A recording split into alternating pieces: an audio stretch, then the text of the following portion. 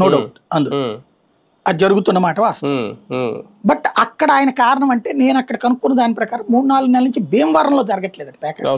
అంతకుముందు జరిగినాయి 3-4 నెలల క్రితం వీళ్ళకి డిస్ప్యూట్ వచ్చేదో ప్యాకెట్ ఆగింది. అది ఇక్కడ సామాజిక వర్గ సమీకరణాలు ఉన్నాయట.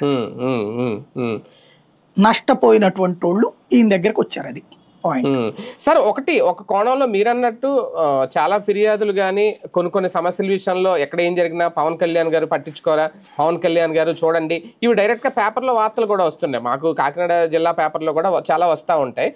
ఒక రకంగా ఇలాగ పవన్ కళ్యాణ్ గారిని చూజ్ చేసుకోవడం కూడా ఓకే, వాళ్ళ ప్రజలే అనాలా లేదంటే జనసేన సానుభూతి పరులు అనాలా అనేది సెకండరీ. అలా చూజ్ చేసుకోవడం కూడా తెలుగుదేశం పార్టీకి కాస్తంత జీర్ణించుకోలేని అంశం అవుతుందా?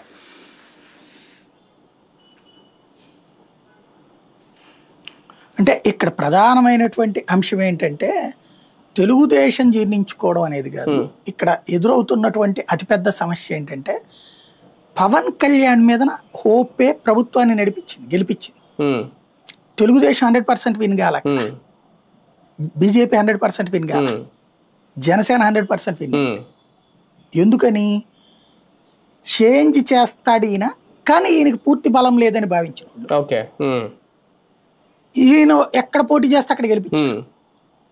అంతే కదా, 21కి 21, 2కి 2 అంటే అంతే కదా లెక్క. దానివల్ల ఎక్స్పెక్టేషన్ పవన్ మీద ఎక్కువ, కాబట్టి ప్రజలు అడుగుతుంటారు. ఇక్కడ సమస్య ఏంటంటే చాలా విషయాల్లో ఆయన సైలెంట్గా ఉంటున్నారు. లైక్ మైనర్ల మీద అత్యాచారము, లేకపోతే గనక ఈ మైనింగ్ గొడవలు,